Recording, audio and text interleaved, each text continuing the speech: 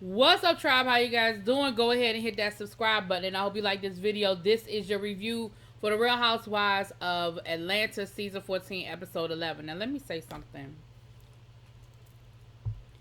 This episode was trash.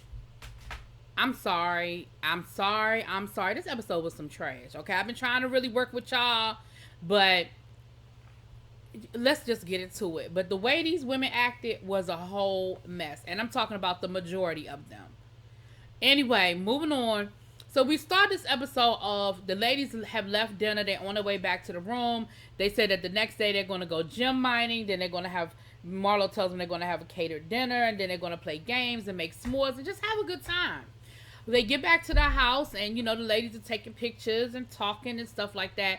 Kenya went to her house. Kenya done rented a house, child, and she doing her own thing. And Marlo told the ladies, Marlo said, listen, I'm going to go ahead and tell y'all now, if Kenya is not here by 9 o'clock by breakfast tomorrow, then she is uninvited, and I do not want her with us. Now somebody told Kenya she had a 9 o'clock deadline. It was probably production, because again, y'all know how these things go. They was like, girl, you better get your tail there. You better be in hair and makeup and get there by 9 o'clock. So we see Kenya running down the driveway at 9:04 trying to hurry up and get in that damn house, right? And I said in that moment, I said, well, Marlo won. Whatever this standoff that y'all was playing, Marlo won. But guess what? Kenya proved me wrong. We got check, counter check. So let's get into it. So Kenya's walking through the house, because everybody's still in their rooms and on their phone and getting hair and makeup and glam and all that good stuff. And she, runs up and, she talks to Drew. That's whose room she runs in first. And her and Drew get to talking and, they chilling or whatever. And Drew I think Drew might have mentioned something about Fatum coming and her not wanting Fatum to come or whatever, child. So as she's running into the other people, she sees Marlo and she barely speaks. I mean, she does a passable, oh hey girl, but it really won't nothing, and it really wasn't real. It was just enough for her to be able to say later on, girl, I spoke to you, when you know good and well she ain't really speak to nobody. So then Marlo says to her, Kenya, I'd like to speak to you. If you don't mind coming to my room, I want to speak to you. Kenya was like, okay. And she's been real passive aggressive. Like, first she tried to act like she didn't hear her. And then when Marlo was like, Kenya, did you hear me? Yeah, girl. Yeah, okay. So Sonya messy ass. Now, Sonya, I've been trying to defend you, girl. I've been trying to defend you. When you got into that thing with Drew, I was like, I thought it was a little extra. I thought you was doing a bit much, but I was trying to go there when people was really trying to throw your ass away. But at this point, Sonya, I'm throwing you away. Because the way you acted this episode, I'm done. I'm over it. You did a lot. And like Sheree said, I am passing the baton of bone carrier. Because, baby, the way Sonya carried these bones this episode. So she tells Kenya, she says, Kenya, Marlo wanted to talk to you. Kenya was like, I know, I ain't in no rush. And she was like, why you doing that? We're here to support Marlo, and whatever you got going on with Marlo, can't you just put it in the past so we can all just have a good time? Go talk to Marlo. I think she's got a really nice gift for you. Child, Kenya ain't worried about nothing Marlo got for her. So Kenya proceeds to tell Sonya why she is over it. She said, listen, I ain't worried about, Marlo. Marlo ain't worried about me. I mean, she threw her own nephews away. Why would she be worried about me? And so then Kenya gets into this whole story about when she was younger and she felt thrown away and she ran away and ended up living with her boyfriend at the time, and how, just how dejected and how it made her feel. And so she understands, how the nephews are feeling right now. And that's why she really don't, have any respect for Marlo at this point. And, on top of the other stuff, So Kenya never goes to see Marlo, right? So Sonya tiptoes her happy ass over to Marlo, and somewhere along the way, she picked up Sheree, child. Talking about some girl, I needed to. No, actually, she went and got Sheree. She takes Sheree, they go into Marlo's room so she can talk to Marlo. And she done repeated what Kenya said to myself. Well, she said, you threw your nephews away. And Marlo told me how she even know about that. And Sheree was like, girl, I told her. It was me. Well, she better keep my nephew's name out her mouth. See, that's what I'm not going to play with. That's what I'm not going to play with. Because I sure would have to talk about, bring Brooklyn into this. So she better leave my nephews out of it. So she said, I don't really appreciate that. And, I'm not, Kenya, she going to have to talk to me before we leave. If she don't talk to me, then she can't come. So they all getting ready to leave. And she got on, she done got dressed and everything. And she tells Kenya, I need to talk to you before we get on the bus. Kenya, can you hang back a minute so I can talk to you? And again, Kenya's being real passive aggressive, acting like she don't hear her. Huh? What? Oh, okay. What? And she's like, well, I'm not going to talk to you. And Marlo was like, but I need to talk to you before you get on the bus. We need to talk before we leave. And Kenya was like, no, we don't. And then Kenya starts walking away from Marlo, and Marlo starts following Kenya. And Kenya is literally running from room to room and giggling like a little kid who's running for their mama and hiding from, having to go to bed or something. And she's giggling and running around, and they got the cameraman chasing them and Marlo chasing her. And then the lady's acting like Marlo gonna do something to Kenya, and they trying to get in between her and stuff. And she was like, what are y'all talking? So now Marlo's getting irritated because she's like, why are y'all acting like I'm gonna put my hands on her or something? Like, I'm not gonna hit her. I'm not gonna put my hands on her. Like, stop acting like that's what I'm getting ready to do, because I'm not. So then she gonna say, well, I don't want to talk to you by myself. You could talk in front of everybody. And Marlo was like, I don't want to have this conversation in front of everybody. I want to talk to you privately, one-on-one, so me and you can get to some sort of resolve and end this. And Candy, who I absolutely appreciate in that moment, Candy was like, see, Kenya, that's the problem. You say you don't like people picking at you, poking at you, and you don't like people, like intentionally just trying to get you riled up. Yet that's what you're doing right now. Just had a conversation with the woman so we can get the hell on. So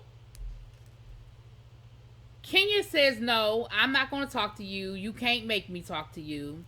Marlo says, okay, fine. Then you stay here. Like, I don't care where you go. I don't care how you get there, but you ain't riding with us. Kenya hops her happy ass on, because they had two different cars. Kenya hops her happy ass in the car and refuses to get out. And they literally sit in that driveway for an hour and a half at a stalemate.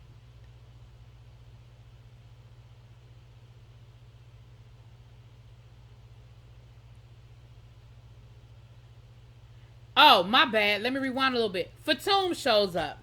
So now Drew got an attitude because Fatum is there, because, she ain't really trying to rock with Fatum. And then we got Kenya and Marlo. So it's a whole situation. Now, Drew and Fatum are like little nipping at each other. Drew says that Fatum is Cherie's little attack dog. So that's what she keeps calling her. Come on, get your attack dog. Okay, get your attack dog. So that's like her whole thing the whole day. And Fatum is like, what are you talking about? And I was like, y'all getting on my nerves.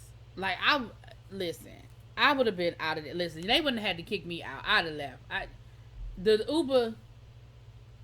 Uber come, because I'm going back in this house. I'm going to look at this nice, I'm sure they got a nice theater room somewhere in there. I'm putting on Netflix, and I'm going to watch something while y'all figure this out. An hour and a half they sat in that damn driveway. So finally, Candy says her and Monyetta decide they're going to go have a photo shoot, child. So they go in the back of the house where there's a trampoline. So they get on the trampoline, they bouncing, da-da-da-da-da. So Kenya comes with them. So they out there bouncing. So then Marlo went in the house and she's upset. She's crying and she was like, I didn't want this. I just wanted to have a nice, chill weekend. I didn't want this. This is horrible. I feel bad. This was about me. This was supposed to be about me. Y'all was supposed to be loving on me. And I got all this other stuff going on. And it is not about me. Which is really what a lot of this boiled down to. It wasn't about her. So her and Sheree get on the damn trampoline. And she gets off the trampoline and she says, you know what? I don't even care no more. Kenya, if you want to go, child, you can go. And that's when I was like, checkmate. Because I thought Marlo won when Kenya was running her ass down that driveway to get in the house before 9 o'clock so she could go. But no, Kenya actually won because Kenya hijacked the whole damn day. refusing to get off the damn bus to go gem mining. So they get to the place to go gem mining, and they walk up in the store, and the man got a Trump 2024 sign hanging up in the store. Now, granted, it was for sale, but I ain't see no Biden signs. I didn't see no Kamala Harris signs. I didn't see no Stacey Abrams signs. Y'all sitting there in Georgia, and in my mind, I'm thinking, y'all sitting here arguing with each other, and the thing that y'all should be mad about, don't nobody act like they even care. I mean, Kenya threw a little something in there. She took the sign down and gave it to the man and was like, yeah, something's wrong with your sign. And that was cute or whatever. But my thing is, when y'all should have took a stand about something, when y'all should have had an issue with something, y'all chilling. I'm sorry. Call me what you want. I'd have left the store. Now, you talk about somebody that wouldn't have participated. I wouldn't have participated in that shit. That man got a Trump 2024.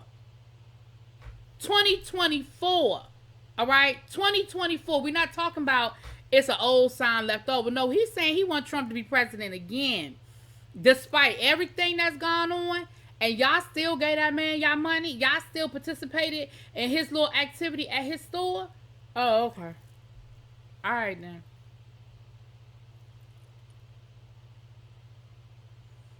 I mean, put it in the comments if I'm doing too much. If y'all think I'm being petty, just go and tell me you doing too much. That's a bit much. Tell me. But I just feel like that's where y'all should have been like, nah, I told production, nah, we good. We just going to go back to the house and have some damn s'mores. Anyway, moving on.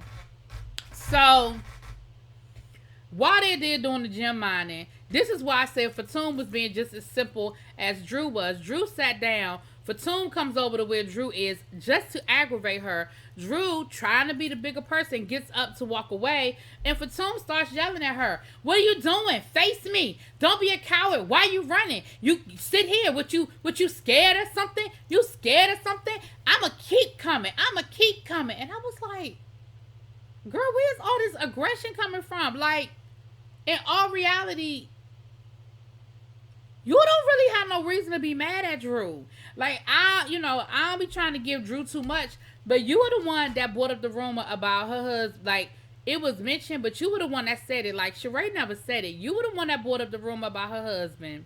You were the one that did a background check on her husband. And you were the one that told the whole group about said background check and what you found. Like, for real, Drew has a reason to have an issue with you, Fatum. Like, you didn't do nothing to it. Like, Drew didn't do nothing to you. You have no reason to be this much in her business. Like, I'm be honest about it. And now you mad because she won't participate, like she won't engage you. Girl, are you trying to get a peach? Like, is that what all this is? You trying to get a peach? Because all of this is so unnecessary.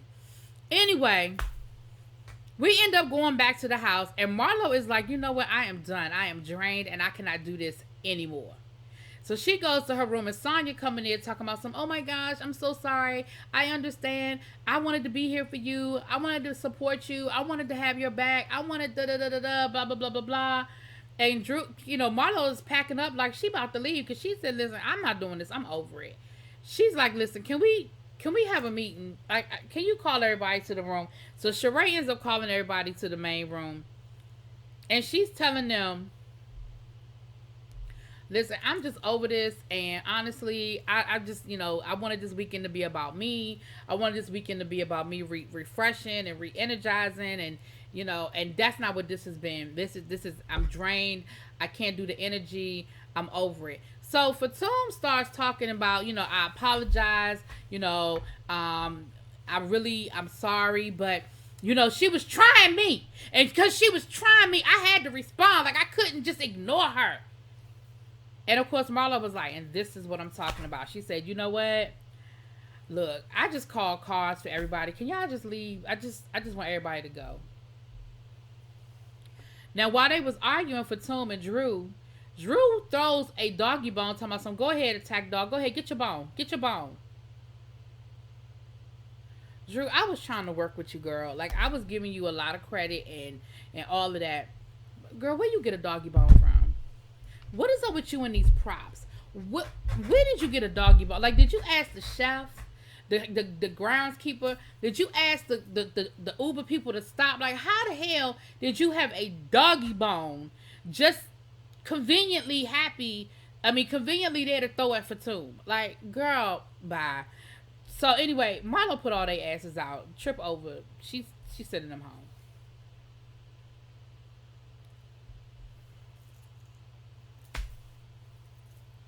I ain't never seen no shit like that before. I have never seen that before.